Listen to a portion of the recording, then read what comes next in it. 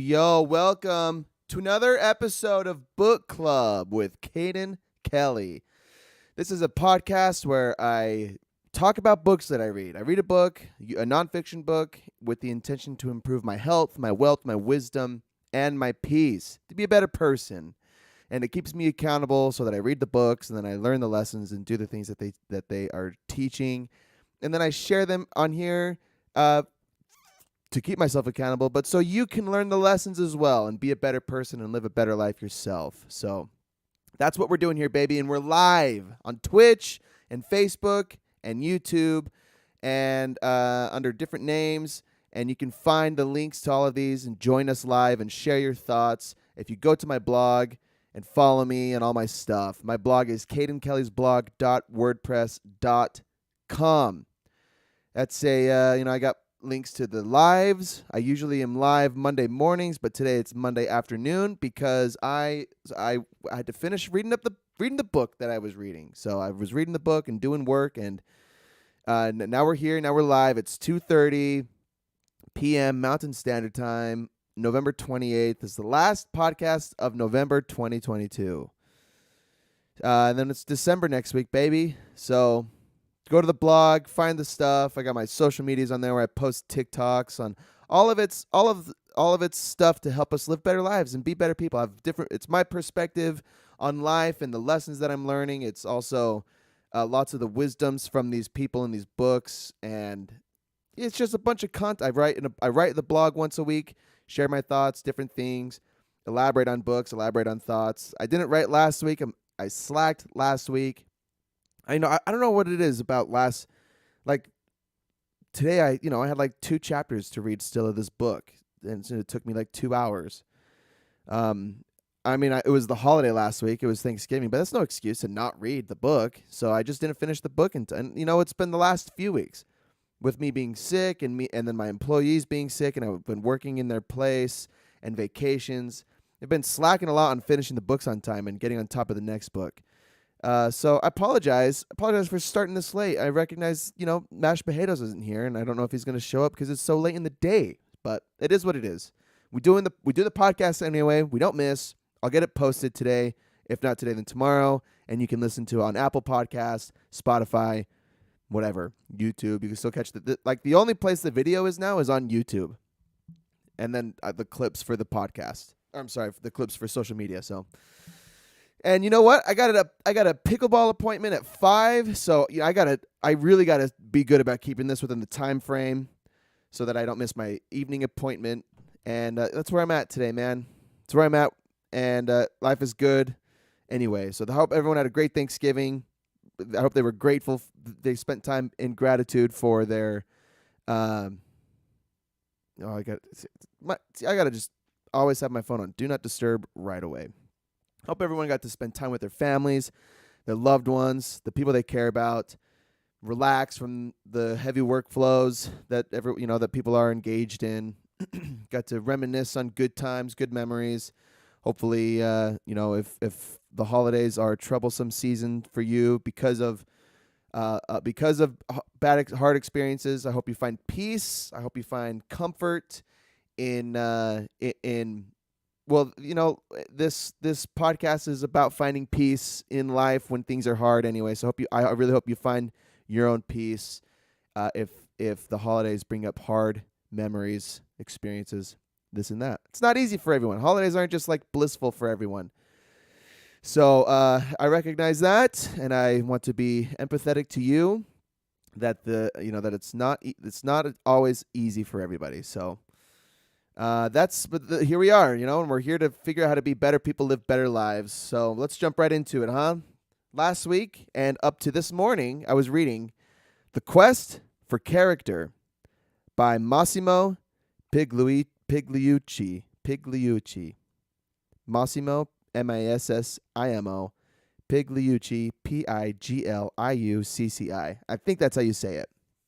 The Quest for Character, what the story of Socrates and Alcibiades teach us about our search for good leaders. Awesome book. Awesome book. Let me tell you about our boy Massimo real quick. Massimo Pigliucci is the K.D. Irani Professor of Philosophy at the City College of New York. The author or editor of 16 books. He has been published in the New York Times, the Wall Street Journal, the Washington Post, and Salon, among others. He lives in Brooklyn, New York. Oh, seemed shorter than this. Oh, yeah. Yeah. So there's two biographies from him. There's this short one. There's a boy, handsome. There's a longer one right here. So besides what I just said, he holds PhDs in genetics, evolutionary biology, and philosophy. And that's the only addition that they left out. So PhDs in genetics, evolutionary biology, and philosophy. I think that's significant, especially for what we're going to talk about today. It's about philosophy, about Socrates, who was, if you don't know who Socrates is, he lived in like 400 BC and was an ugly dude from all accounts and records. And he's like one of the forefathers to Stoic philosophy, right? He influenced Stoic philosophy. Like I think Zeno was the first quote unquote Stoic, but he learned his lessons from Socrates, who was the teacher to Plato, who was a teacher to Aristotle. So these three guys I think Aristotle was a student to Plato. They either were students together under Socrates or follows that line of succession. So this book turned out to be a book mostly about how there we go.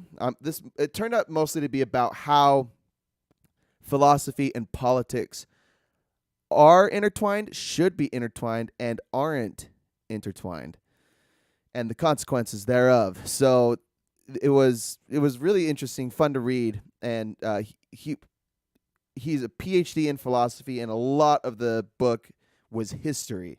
It was a history lesson of several different emperors and kings and leaders, and their philosophical influencers, and then also a few philosophical kings like Marcus Aurelius and Cato and Julian the something. Anyway, so it was kind of boring through some of the history lessons, but it was his effort, it was his attempt to bring all of the lessons, drawing on real life examples on how philosophy influences politics and not even vice versa, but what happens when politicians don't. So like the cover title or the subtitle to the book is What the Story of Socrates and Alcibiades Teaches Us About Our Search for Good Leaders. Alcibiades is he turned out to be some kind of leader in Rome, and Socrates was his teacher throughout his entire life. And what we come to learn through their example, through their story, is Alcibiades fails to implement the lessons that Socrates teaches. And just for fun, I'm going to Google top lessons from Socrates, so we have a good idea of who our boy is, who Socrates is. Here's 15 life lessons from Socrates by outofstress.com. And looks like they're all quotes. An unexamined life is not worth living. True knowledge exists in knowing that you know nothing. We've heard that several times. I think, and then Einstein says it famously. Education is the kindling of a flame, not the filling of a vessel. Beware of barrenness of a busy life. Beware the barrenness of a busy life. To find yourself, think for yourself. Employ your time in improving yourself by other men's writings so that you shall come easily by what others have labored hard for. The highest realms of thought are impossible to reach without first attaining an understanding of compassion. All right, there's tons of lessons. Wonder is the beginning of wisdom. I cannot teach anybody anything. I can only make them think. That's Socrates. This is some of the lessons from Socrates. The secret of happiness, you see, is not found in seeking more, but in developing the capacity to enjoy less. People have, people have been saying that shit for since Socrates, 2,500 years, 2,400 years. 2,500 years. We've been saying the same shit. They've been saying the same shit. We don't find happiness in having more stuff. We find happiness in developing the capacity to enjoy less. That's his secret of happiness. He's a wise man. So let's jump into the book, broken down into 8 chapters. One part, 8 chapters. Chapter 1, Can Virtue Be Taught? Let me get some water.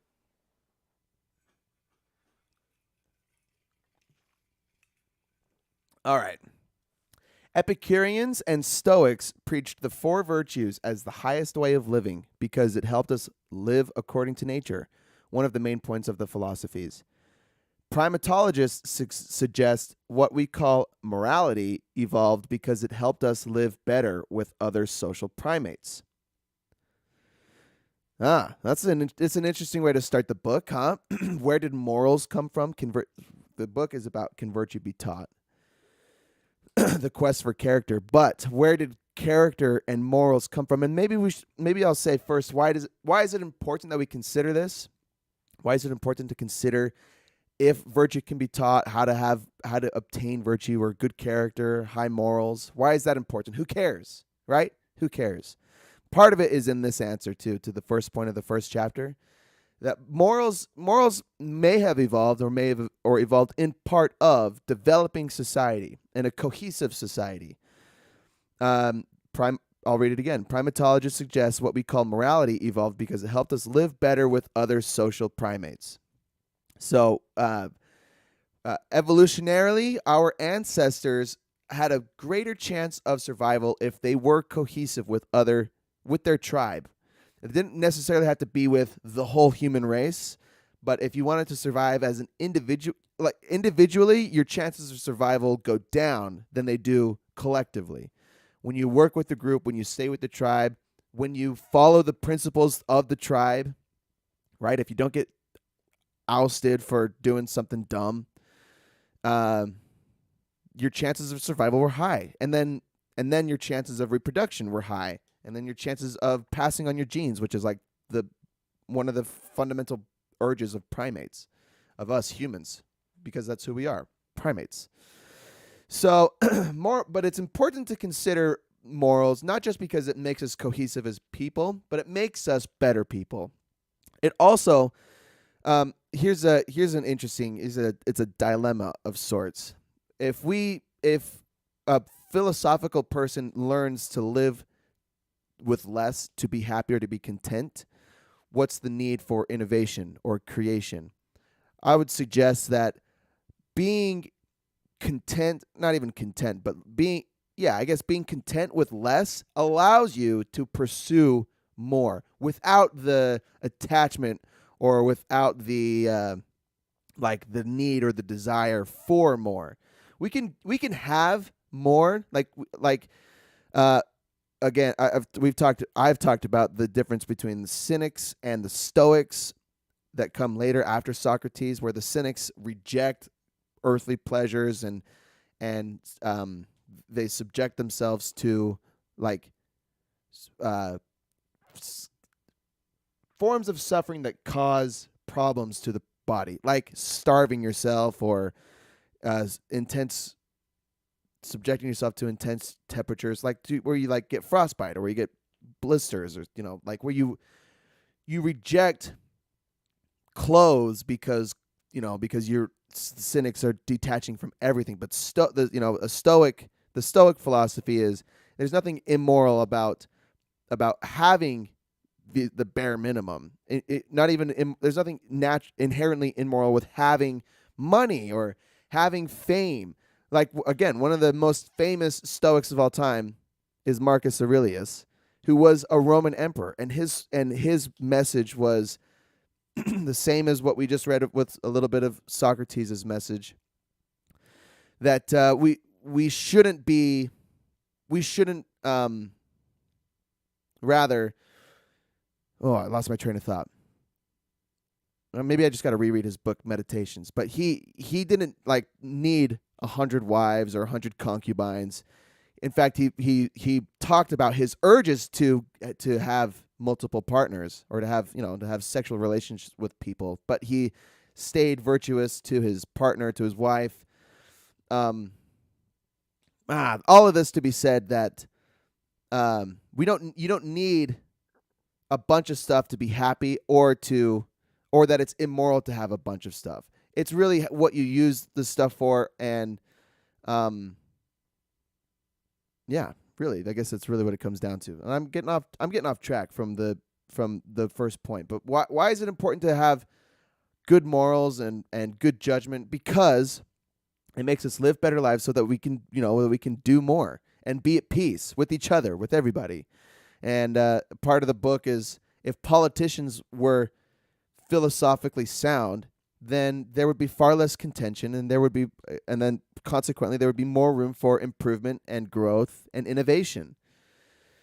But we fight with each other because we're egotistical and proud, and that's just a really general way to frame things. So, but his primatologist comment is interesting to me, because we're interested in genetics and biology and human behavior, right? That's part of what turns me on, what I love to read about. Let's keep going. Aristotle claims there are two kinds of arete or arete. I don't know what it is. Arete or arete, which is Latin for excellence. There is intellectual arete, the ability to successfully navigate life's trade-offs while maintaining our integrity as decent human beings. And there is moral arete, which is habitual repetition. Page 11 has a good summary, I said, of these two traits. So excellence, like philosophy, is like the pursuit of excellence, or the pursuit of arete. Excellence, or high virtue, virtuosity. That's not a word. High morals. That's what arete is. That's kind of the pursuit of philosophy, is to live in accordance with nature, which is excellence. To be excellent. Page 11. As Cutler puts it, while the goal of moral virtue is to set the basic framework for ethical action and the construction of our character, the goal of intellectual virtue is also another term for arete. The goal for intellectual virtue is to refine our character, to make it capable of dealing with life as adults. Yep. So that's what. And there's probably a better explanation of arete and why it's important, but okay. Here's this. Aristotle makes the key point in the Nicomachean Ethics, a book of his, one of the most important books ever written on moral philosophy. Quote from Aristotle: excellence, or arete, then, being of two kinds, intellectual and moral. Intellectual excellence in the main owes both its birth and its growth to teaching, for which reason it requires experience and time, while moral excellence comes out as a result of habit, whence also its name, ethike, meaning moral, is one that is formed by a slight variation of the word for habit, ethos. Okay. Am I making any sense? So I think it's important to illustrate intellectual excellence and moral excellence intellectual excellence. Moral excellence comes by practice, by consistent practice, basic framework for ethical action in the construction of our character. And intellectual excellence is to refine our character and to make it more capable of dealing with life as adults. All right, let's keep going. The goal of this book, in chapter 1, he says, quote, "Can we make ourselves into better human beings? Can we help others do the same?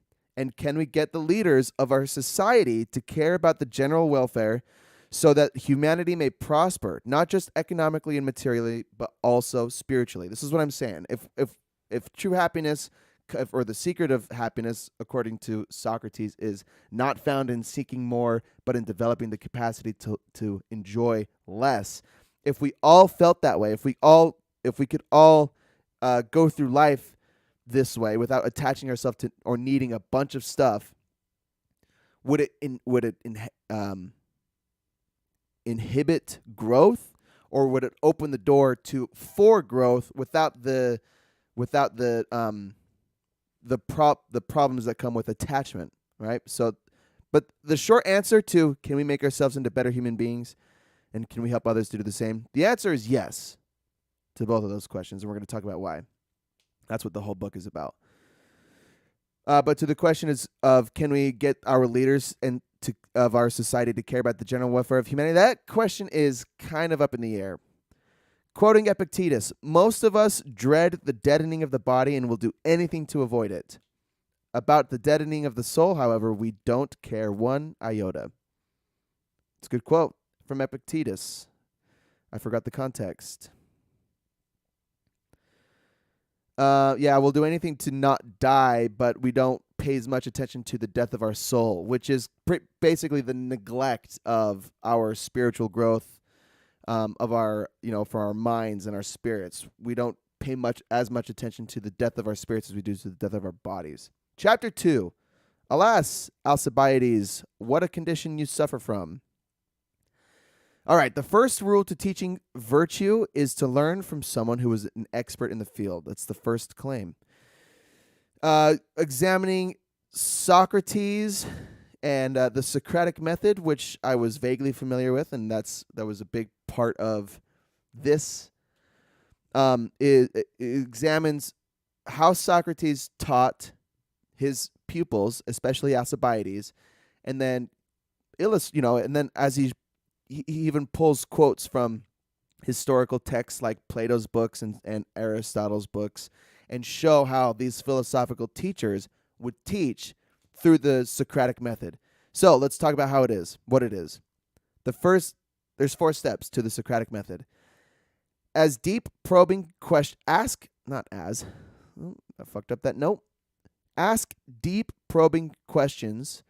the field to see if this person knows anything.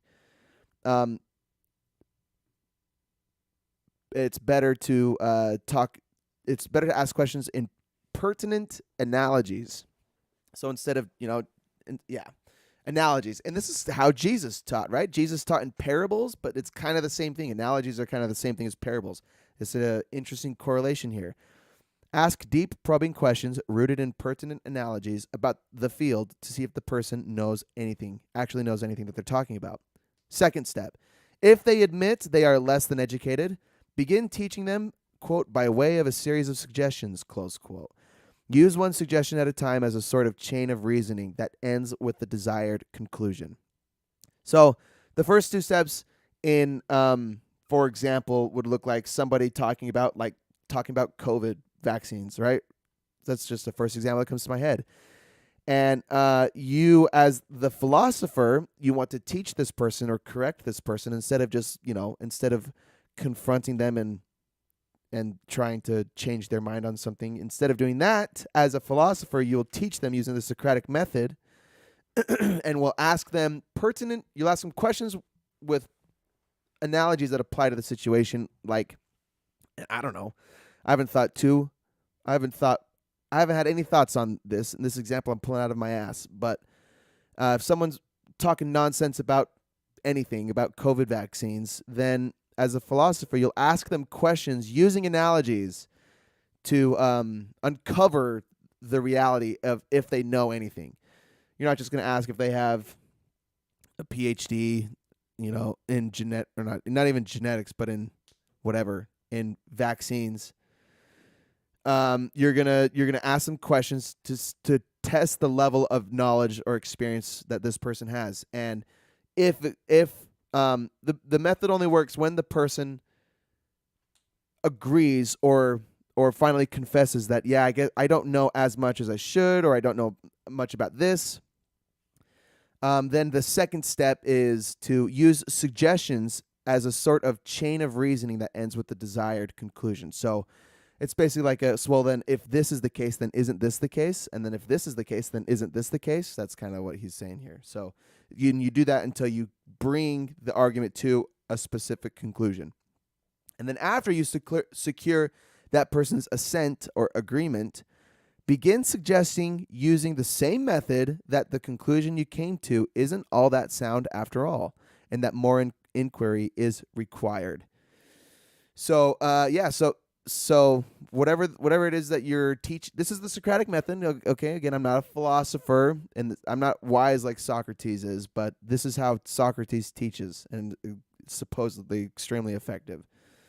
So you bring the person to a conclusion and then suggest that there might be more to than meets the eye, even to this suggestion that we both concluded to. So bring up more conflicts or problems with this conclusion using analogies down a chain of reasoning to reach other conclusions. And then the fourth step is to repeat all three previous steps, presumably until everything has been considered. All right, let's move on. That's the Socratic method, baby.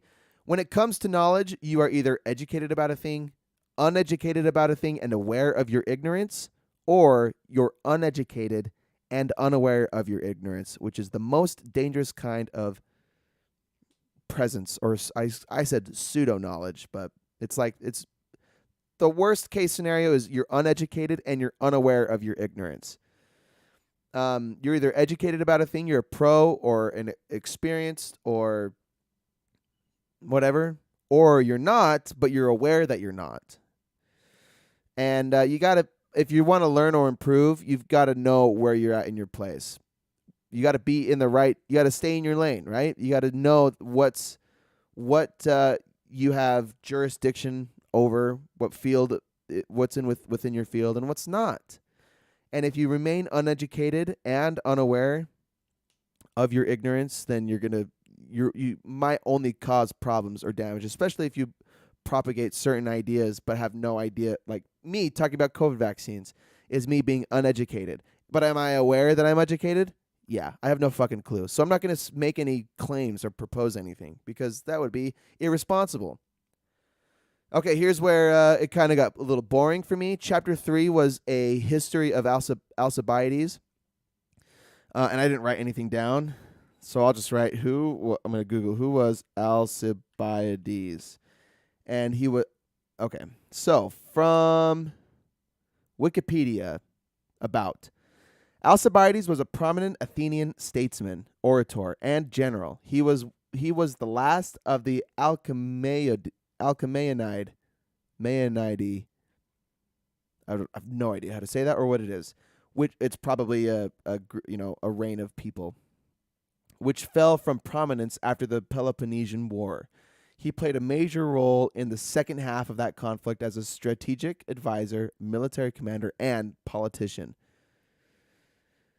All right, that's Wikipedia. That's who Alcibiades is. Yes, and again, there's a famous or a well-known encounter with Alcibiades and Socrates where Alcibiades is like, when I'm around Socrates, I want to follow his wisdom, and I feel I'm humbled to be around him because he knows so much and he knows how to live a good life. But then as soon as I'm not in his presence, all of it goes out the door and I make horrible decisions. And he's like, I'm aware of this, but I don't know how to implement what he's teaching into my life because, as people suggest, Alcibiades was an attractive person, smart and charismatic, and rose the ranks in government. And it just had his pride about him, and couldn't apply the lessons that Socrates was teaching. So chapter 3 was a history of Alcibiades. Chapter 4 was a history of Socrates. I did make a couple notes from here. On page 87, I said, this is what it means to be a true teacher. Second to last paragraph, page 87. All right. Second to last paragraph. The whole thing looks like it. There probably are good reasons why Socratic dialogues frequently end in aporia, which is an impasse where no definite conclusion has been reached. And before I say anything else, Socrates goes on record saying that virtue can be taught, and at another time concludes that virtue cannot be taught, which is aporia by this definition. There's no, like, he goes both ways. He says that we can teach people virtue, but at the same, and then at another time concludes we cannot teach other people virtue. So yeah, aporia is an impasse where no definite conclusion has been reached. To begin with, Socrates always maintains that he is not a teacher, but rather something closer to a midwife. He cannot instruct others because he is himself unwise. At best, he can help others arrive at certain conclusions. This is a valuable lesson for teachers of any time or place. Teaching is not a process by which instructors fill empty minds with their own notions. True teaching rather consists of gently guiding students, steering them away from fallacies, and slowly but surely toward a better grasp of things and ideas. Students then own their conclusions, arrive at a better understanding, and are able to internalize notions rather than simply regurgitate someone else's opinions. That's what it means to be a good teacher. Not to fill someone else's opinions, fill someone else's mind with your opinions, but to guide someone away from fallacy or farce towards a better grasp of things, of ideas. Yes, I love it. Also in chapter 4, there's an inscription. Okay, so the oracles at Delphi claim Socrates to be the wisest person in the land, or the smartest, or something like that. And there's an inscription at Delphi that reads "Know thyself," which is referenced several times. Pigliucci describes what "Know thyself" is in page 97. I mean, to just speculating, know thyself is it's the idea of spending time with yourself, considering what you as an individual are attracted to and not attracted to, what you're good at, what you're not good at, your strengths and your weaknesses, understanding, but then the wise thing is to not be attached to those things, but to separate your identity. Or to remove your identity, to not attach your identity to your strengths or to your weaknesses. That's what a wise thing. But it starts with knowing yourself. So page 97, first paragraph.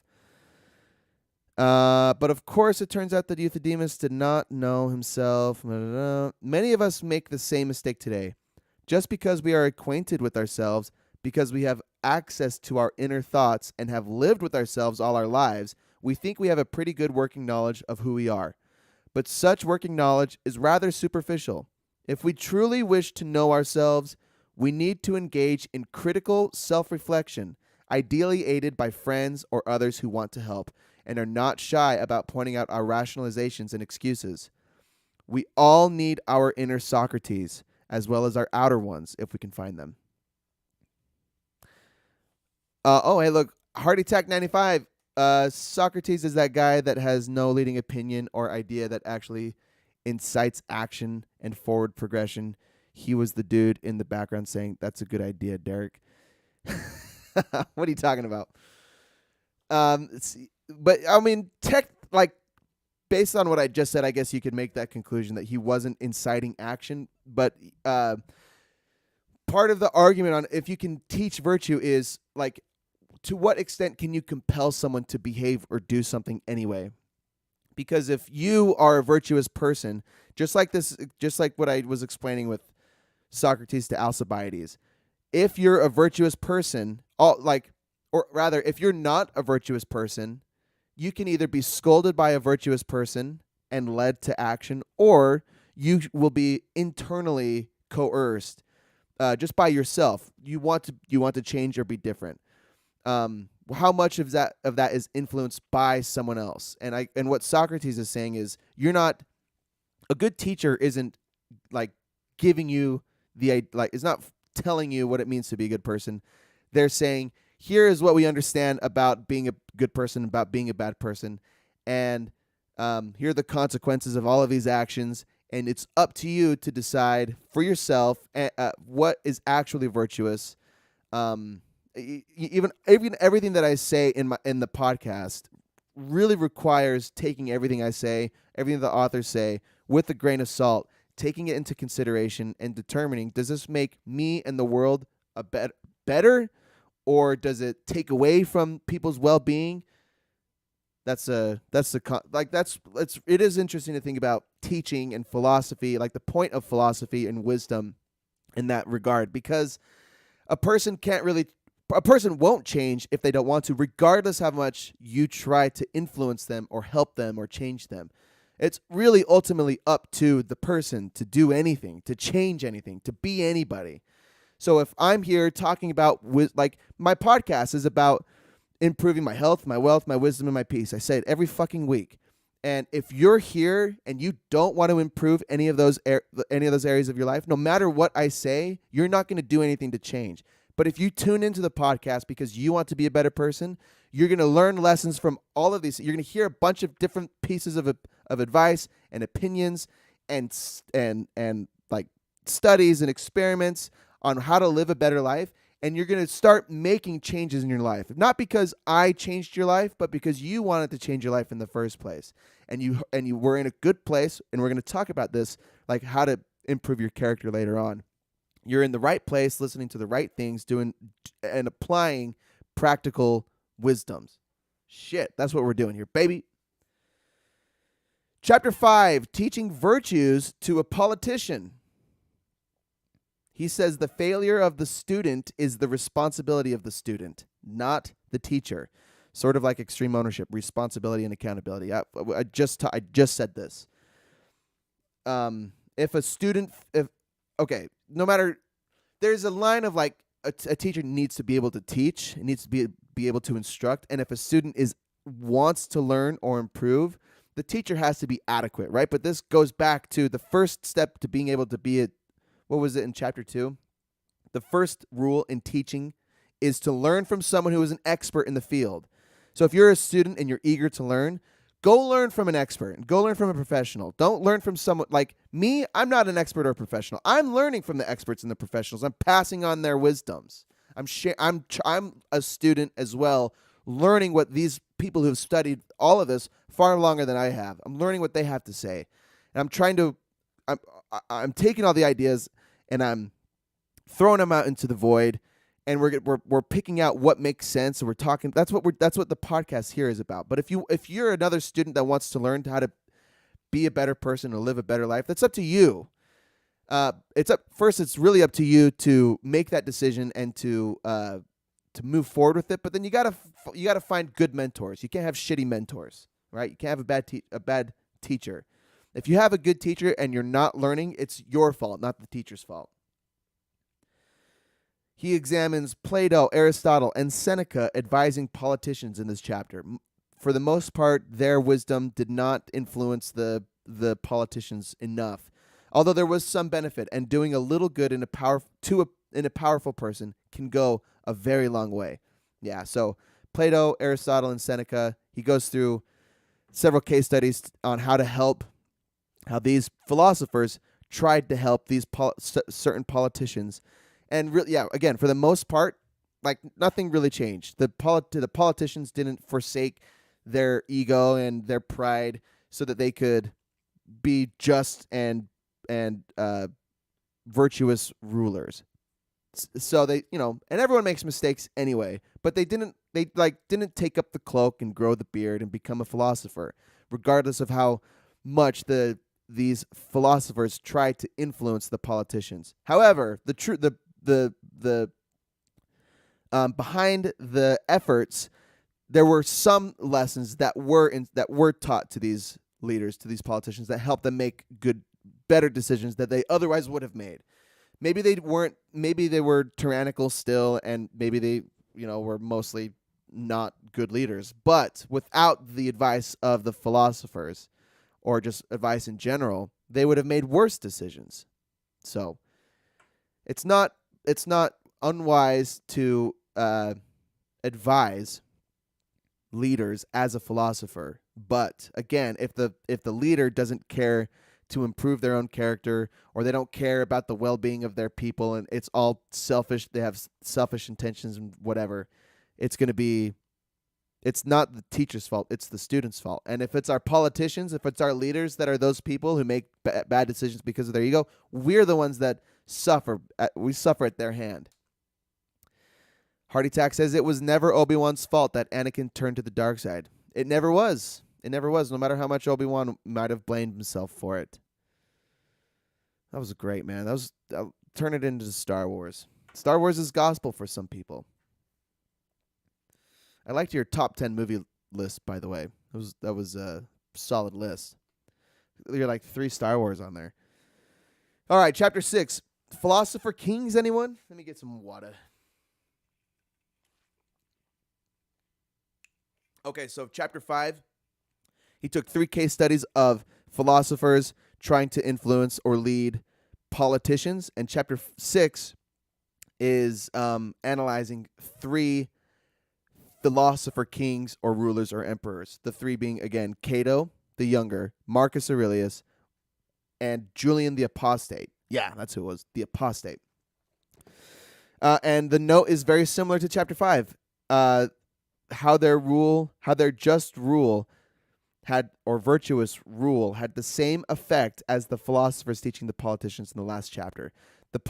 These, regardless of how virtuous these leaders actually were, the people in their sphere, the other politicians and the people below them, maybe some of the people above them, and the people in, the aggregate, or like, not aggregate is like collection, right? But like the general public, regardless of how virtuous the leader was, there was still in virtue on what's the opposite of virtue?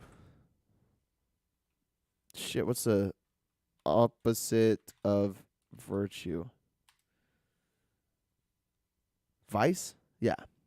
There was still vice amongst the people. Anyway, iniquity, it's a good word. Yeah, regardless of how virtuous the leaders were, there were still bad people, bad guys. There were still bad guys, and they made bad decisions that negatively impacted the culture. And Marcus Aurelius is the example I'm most familiar with, where he, being famous and a really virtuous leader, with his mistakes, but for the most part, in fact, probably 99% of his life was virtuous and had a just rule, was succeeded by his son, who ultimately brought the Roman Empire down because of his bad decision making, his unjust rule. And I forgot his name.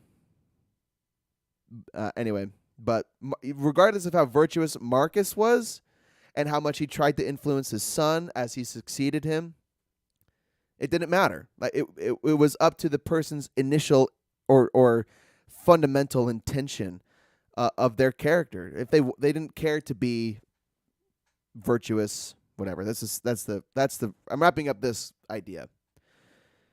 Our boy Pigliucci himself admits a virtuous leader is a rarity. It's the last sentence of chapter 6. Did I need to read it? My hope is that the historical philosophical survey on which we are about to embark will provide us with some understanding of why the virtuous leader is a rare figure indeed. Yeah, I didn't need to read that. Let's move on. Chapter 7, 2 more chapters. This is where I got most of my notes. Chapter 7, Philosophy and Politics. This book is mostly about the relationship between philosophy and politics and, quote, the quest for character. The last 2 chapters took specific examples of the relationship to politics and philosophy. This chapter is more broad. Philosophy, in the ancient sense, was someone who attempted to live mindfully and ethically, the theory and practice of the art of living. In contrast, today, a philosophical person might be a person who has a PhD in the theory of philosophy, but in the ancient sense of the word was a philosopher was someone who practiced the teachings. They weren't just that's not what I wanted to do. They weren't just educated on the matter. From Plato's Republic, Socrates offers three arguments of why it is better to live a just life. Okay, or unjust. Over unjust. A virtuous life to an unvirtuous one.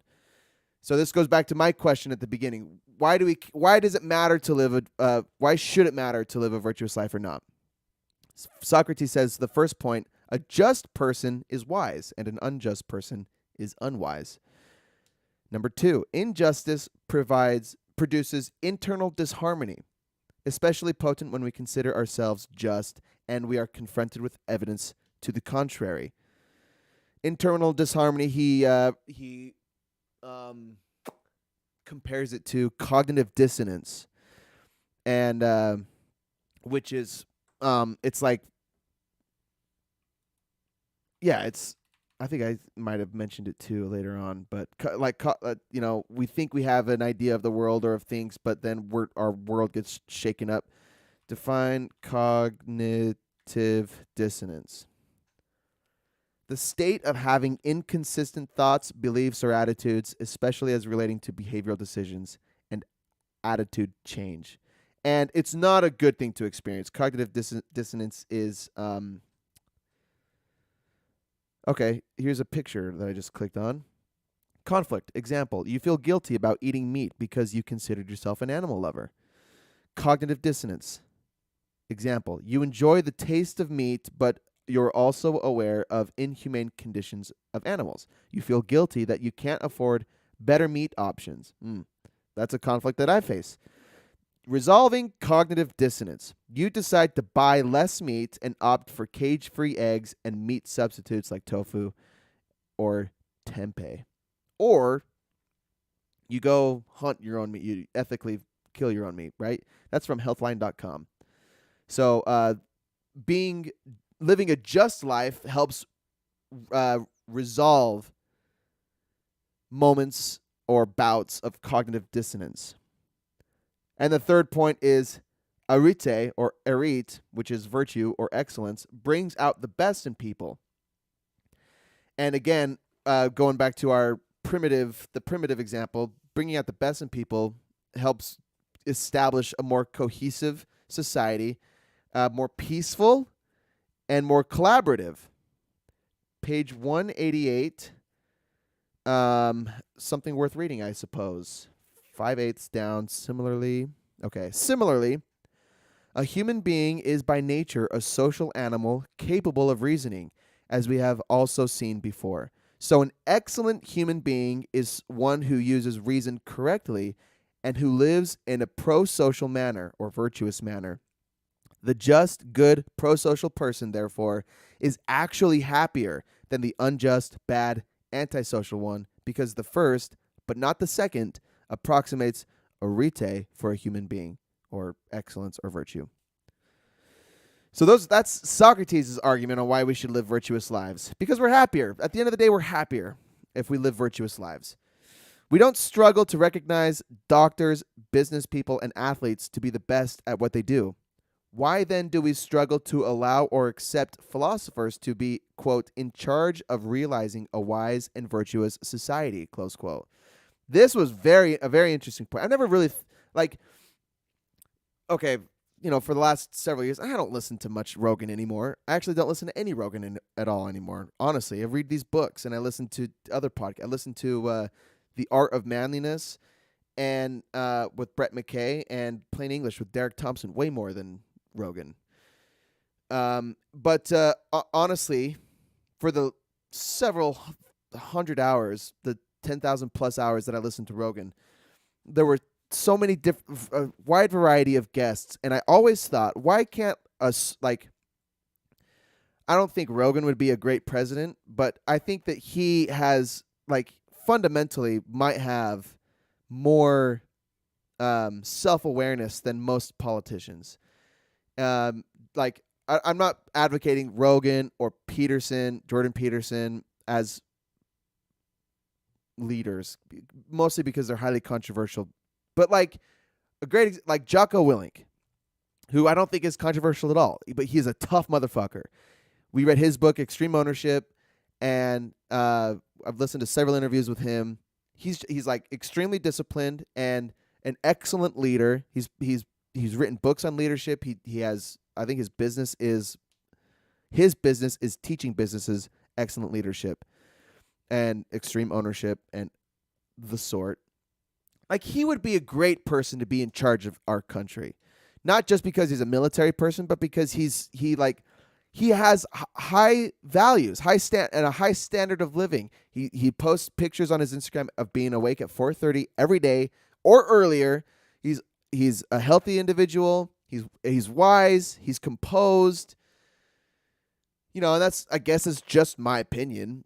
There's almost certainly somebody out there that is like grotesquely opposed to Jocko Willink and people like him. But the point I'm making is, does anybody have any confidence in our current politicians, in their moral character and their judgment? Like, I think he mentions in the book at some point that politicians consistently rank the least trusted public figures of, like, amongst celebrities and athletes and musicians. Politicians consistently rank the least trusted. They're the least trusted by the people. And, you know, maybe for good reason, maybe not. But, you know, that's up for you. That's up for you to investigate. But all I'm saying is, I thought this point was really interesting, that we trust that doctors are professionals and that sports athletes they're the best at what they do. If philosophers truly are the best at understanding a virtuous life, why don't we let them decide, or not decide, but maybe heavily influence what our society, like what our politics should look like? Because that will, in turn, like I wonder, I've thought myself, how advantageous would it be to have at the helm of the ship? I don't need virus protection. What would be highly advantageous at the top of our government would be historians and economic advisors. I don't even know about advisors, but just like people who are pros at economics, and philosophy. Now I'm going to add philosophers to that list.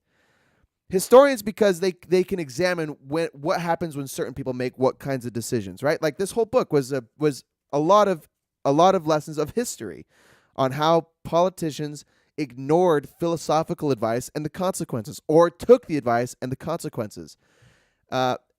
You apply that wisdom with economics. People who know, like, they know all the details of what usually happens when specific economic events occur. Same thing with philosophy. Like, instead of having a popularity contest and electing one person with a bunch of different opinions to run the country, let's have like a body of people that are pros in specific, like, and they don't need to, you know, anyway, I like that opinion. That's my opinion. I feel strongly about it. I think we should have, instead of one person, or at the very least, have that one person, our president, be at the top, but have a board of advisors, quote unquote, who are publicly, like, voted in, and but are like part of the presidency. It's not just the president and the vice president. It's like the president and the philosopher, the economist, and the historian. I like that idea, man. And their insight will help influence political decision making, to help our society function better, to make good decisions when it comes financially, economically, like security wise, global politics wise. It'll just help all of us. It'll help make better decisions and have a better functioning society, I think. But what fuck do I know? It is wise to view others as humans and be fair to all as a leader, rather than to take advantage of others for your own gain. Yes. Overall, good values and moral judgments are essential in our political leaders, or chaos will surely ensue. Chapter 8. It's all about character. All right, final stretch. There are the 4 Platonic virtues, which are courage, justice, temperance, and wisdom. And then there are 6 core virtues that he identifies that lie within Confucianism, Taoism, Buddhism, Hinduism, Athenian philosophy, which mostly talks about Socrates, Aristotle, and Plato. Athenian philosophy, Christianity, Judaism, and Islam. And the 6 core virtues, meaning like these virtues apply to all of these areas of belief or teaching. Courage, justice, humanity, temperance, wisdom, and transcendence. So there's courage, justice, temperance, and wisdom that are coined by Plato. And then there are added to it humanity and transcendence, which are interesting to me. And there's quick little definitions in the book on these two. I want to read these two. So humanity he defines as interpersonal strength that involves tending and befriending others. It includes intentional acts of love and kindness. And then transcendence, which is strength derived from cultivating connections to the larger universe that provides personal meaning.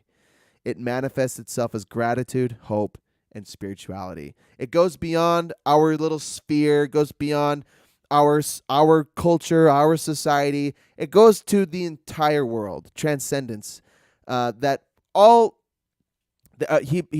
shares several quotes of ancient philosophers who can't detest slavery, but suggest that these people are born under the same skies. They live and breathe just like the rest of us, and should therefore be treated as such. They should be treated like fucking human beings and not like animals. That's slavery it's been around forever, but not everyone is like it hasn't been viewed as complete savagery by everyone. The Stoics, a lot of the Athenian philosophers suggest that slaves are human beings as well, and we shouldn't treat them like animals. Yeah, that's all I got to say. Okay, between good character and good deeds is a gray area of intention and motivation. Just because someone did something just doesn't mean they are just. They could have done it for selfish reasons. So how do we improve our own character? Yeah, like coercion. You could donate to a charity, but you could do it because you lost a bet or because you want to impress a girl. So you did a good thing, but does that make you a good person? Because what were your intentions? So how do we improve our intentions? How do we improve our character? He shares 3 effective strategies and 3 ineffective strategies. The 3 ineffective strategies are you can do nothing. And he's like, this sounds obvious that it wouldn't help, but a lot of people think, oh, as I get older, I'll get wiser. And I've totally thought the same thing about myself, and it's not true. Doing nothing doesn't make you wiser. In fact, the exact opposite is true. You got to do something, and then you got to learn from it, and then apply the right reason the next time. So, the ineffective strategies are do nothing, virtue labeling, which is calling something good or virtuous in the hopes that it will, like if your kid does something wrong, like hits another kid, and then you virtue label them and call them and say, oh, you are kind and gentle and long suffering. That doesn't help make that person better. It doesn't change your kid. And you can't do it to your partner. You can't do it to business work, to like business partners or parents. Virtue labeling doesn't work. And the last one is nudging. Doesn't work. It doesn't make you a better person. And the example that I thought of was a study that I thought was fascinating on how states try to improve, or rather increase, organ donors on their driver's license. When people get their driver's license, on your little card it says, is he or she an organ donor? And you say yes or no. States will intentionally automatically check the yes box, and you have to go in and change it from yes to no. Some states, not all states, they do this because most people are indifferent. Most people don't care. They're not like going through the ethics of or studying the ethics of organ donation before going to their driver's license, and they usually just go with the default, or they go with no. It's no is the default. But if the state suggests yes and they auto select yes, and you have to go in and change it to no as you apply, most people, again, they're indifferent. They're not content. I guess indifferent's the best word, and they don't change it. They leave it. So states that will have it auto checked will have a significantly higher rate of people that are organ donors, just because the state made that auto selection for you. Now, what I'm saying is, this is the state nudging someone to be virtuous or to do the right thing, and it doesn't make that person a better person because it wasn't an intentional decision. It was the state the state was, and you like nudging. You can do nudging in a lot of different ways, like that's the best. I don't want to spend too much time on it, but I'm trying to think of, like, with your partner. If your partner is maybe your partner. I don't want to do it. That's a good example. That's the only example that came to my mind. So those are ineffective strategies to improve your character. 3 effective strategies to improve your character are having moral role models, someone that you can look up to that exhibit or practice the virtues, the values that you want to take for yourself or manifest yourself. Have moral role models, conscious situation selection, or being in places and around people that improve our character. That's what I was saying about this podcast. If you come to this podcast and you're listening with the intention to improve your character, I'm not saying I'm going to do that. I'm saying you're doing that for yourself. And I'm trying to share information that is helping all of us do that, because that's what I'm trying to do for myself, is improve my character. I'm trying to be a better person. So I'm reading books like this, and I'm taking in a bunch of information, and I'm doing it for myself. But I'm sharing it on the podcast so that you can take all the information and improve your character as well.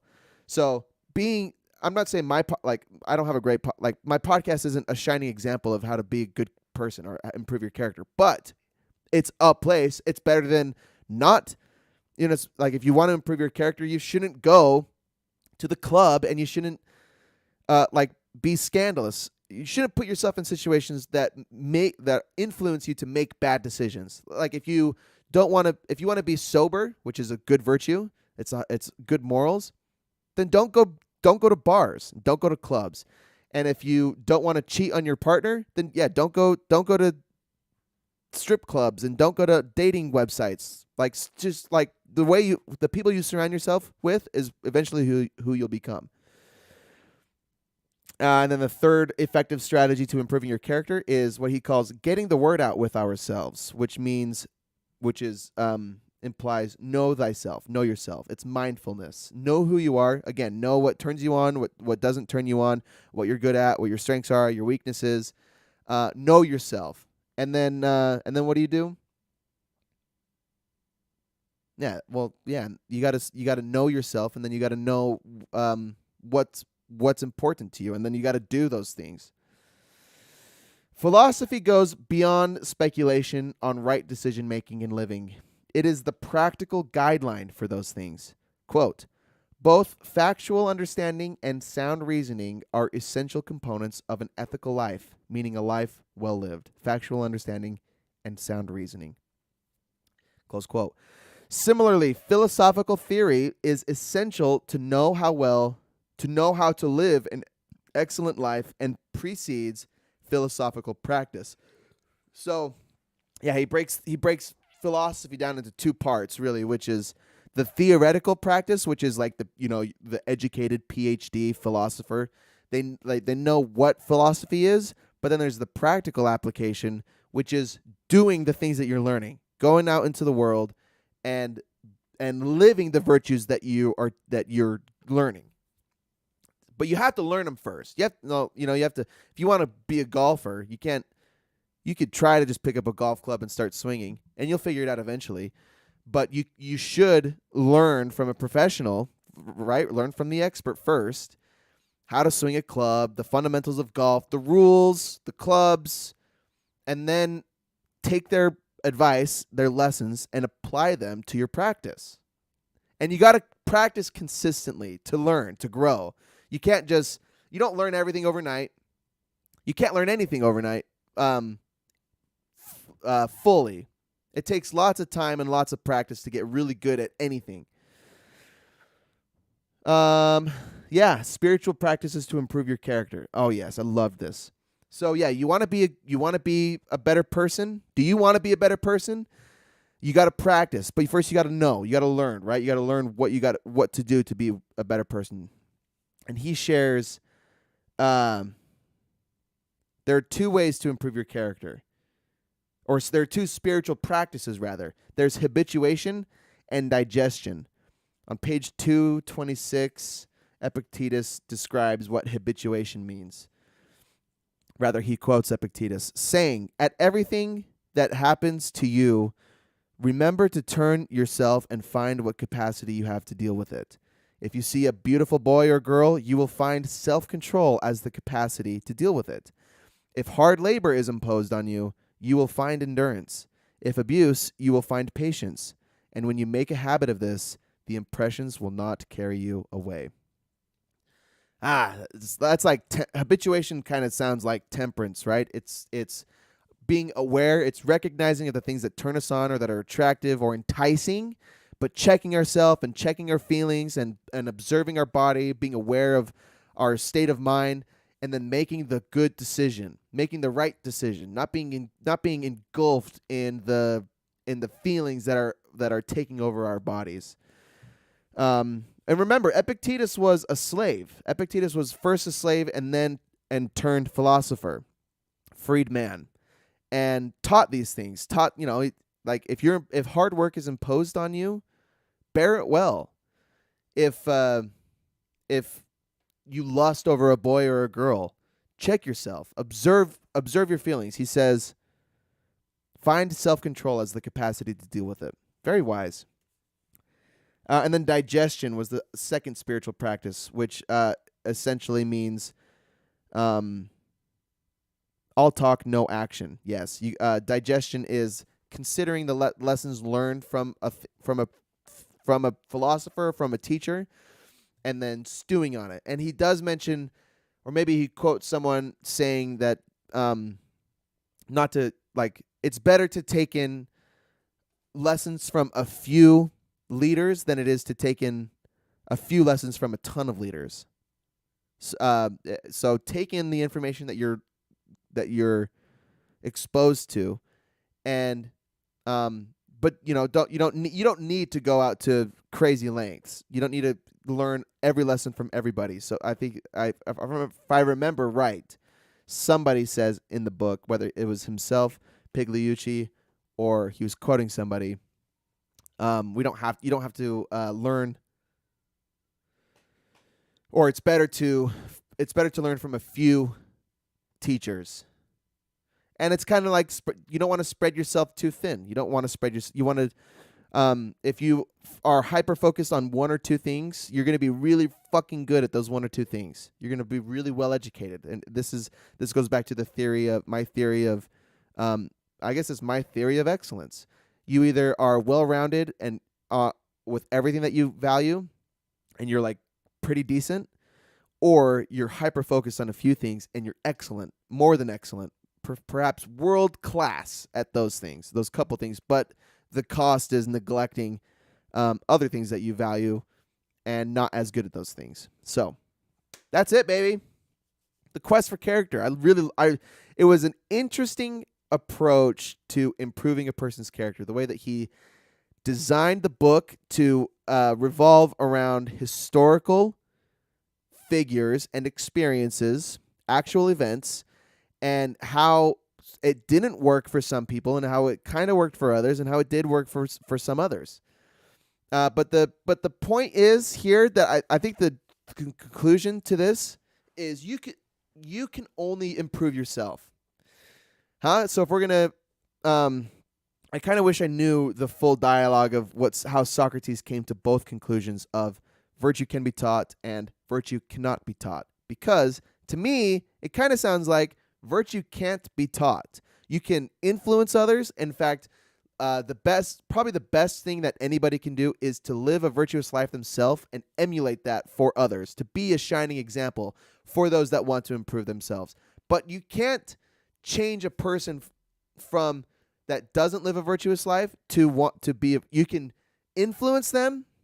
You can spur some emotions inside them, but your goal as a person, as a philosopher, isn't to, ideally, you want everybody to be wise and to be just, to be virtuous. We would have a much better, peaceful, successful world if that were the case. So yeah, you want to be virtuous yourself, and you want to rub that off onto others, everyone around you. But you aren't responsible for whether people around you are virtuous or not. In fact, you just got to deal with the consequences of it. This is part of the Buddhist philosophy that we should only focus, and I guess it's the Stoic philosophy too. We should only focus on what we can control, because when we're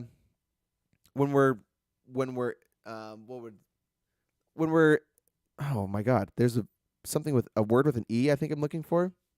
Engaged. When we're engaged in, maybe that wasn't engaged. When shit happens around us and we don't know, all we can do is focus on what's in our control, and everything else leave to the winds. And don't focus on the result of things, because that will only it's tying your identity to a certain outcome, and it's not a wise way to live if you want to live with peace.